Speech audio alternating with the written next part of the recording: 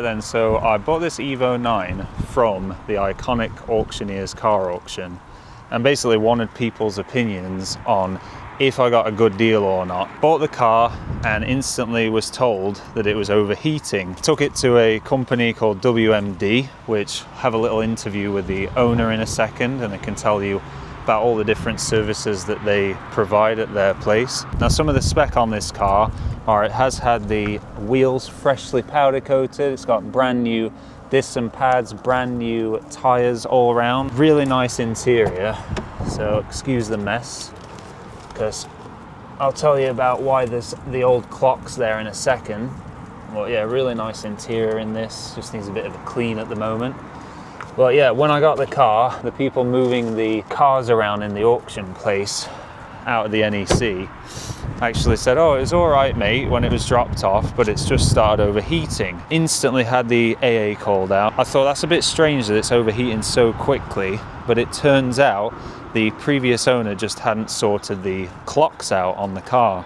So it wasn't actually overheating, but I'll let Fraser from WMD now tell you everything that they've done on the car. Hello, my name's Fraser. I'm the owner of WMD, officially known as Weapons of Mass Destruction, but WMD for short. I've been going since 2020 now it's 2025. Made quite a lot of progress. Actually opened up the second premises, which was just here. Started off at Mallory Park at the racetrack in Leicester. Quickly outgrew that unit. To be honest, I knew I was going to outgrow that unit when I first took it on. Now there's 9 staff plus myself, so 10 of us in total. Extremely busy. We are Evo specialists, so it is only Evos that we work on. Until recently, however, we've just taken on power flow exhaust. So we do custom exhaust and fabrication for any car, and a couple of the other services that we now offer, such as the dyno and wheel alignment, we can offer those for other cars as well. Can take you in and show you the new place if you want. Yeah, can do that. So here's Gus, trusty guard dog. We've got the dyno cell in here, so we've got a mainline hub dyno, widely known as the best dyno in the world. Nice, accurate and repeatable results. On a roller dyno, if you strap the car down too loose, you can get different power reading. Strap it too tight, you'll get a different power reading. Tyre pressures can also affect the power.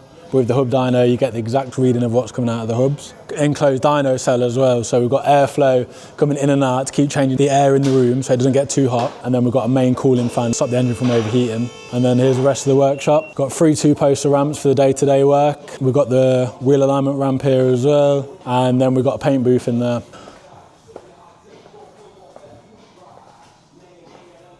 Probably one of the best things about this unit, we've got a nice big heater over there, which is just kicking in. Especially now while it's getting cold. This is my Evo 6 RS anyway. We carried out a full restoration on this. So the underside's been to bare metal, been fully rust treated and then painted body colour.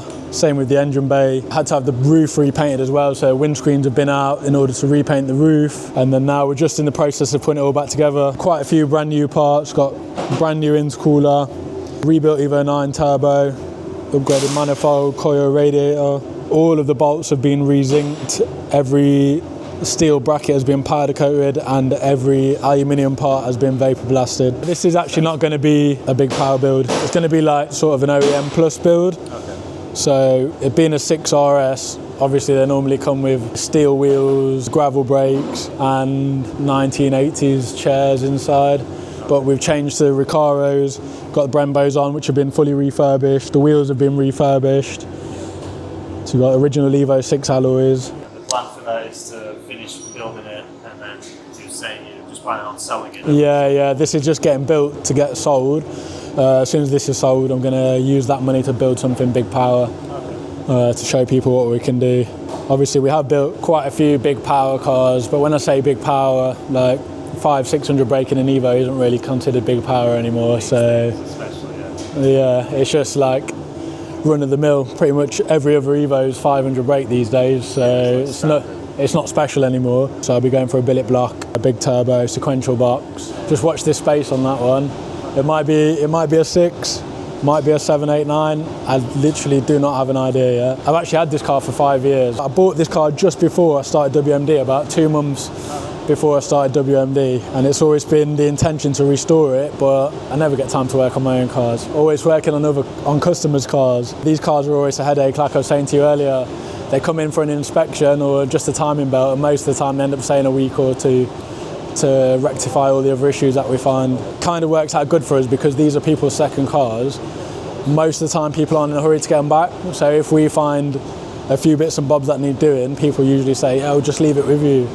And everyone says, it's all right, I'm not in a rush, I'll just leave it with you. And now we've got, at this unit and the other one, we've got about 25 customers Evos right now. So what have we had? Usual stuff, throttle body rebuild. Yes. That's a common issue. Yeah. Obviously clocks had failed, so they've been changed. Timing belt, balance belt. New hydraulic tensioner as well. New lower timing belt cover. The belt had rubbed through it, the auxiliary belt had rubbed through it. Previously someone just sort of thought, we'll just leave it. Had the wrong bolt in the auxiliary tensioner, so we had to re-thread that and put the correct bolt in there. But there's nothing really major on yours.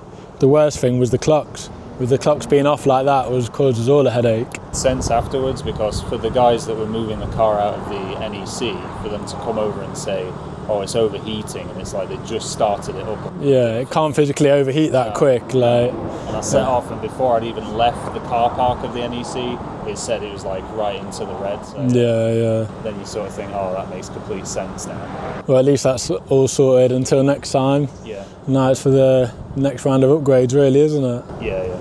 There's your key. And there you go, not too bad really, buying a car from auction, because I did buy a car before which needed a whole engine rebuild, but this one, really just a £2,000 bill is all that's been required to get it sorted out, and now just literally the AYC pump and slimline fan just to stop the boost pipe rubbing on the larger fan shroud just here. So the car's literally going to be parked up now, but once we get a slimline fan on there, then that boost pipe won't be rubbing on the fan shroud anymore. But yeah, let me know in the comments, do you think I got a good deal buying this car for 28,750, then spending £2,000 on it, and it probably needs another £2,000 or so spending for the AYC pump and that slimline fan there. Thanks for watching, and I'll see you in the next one.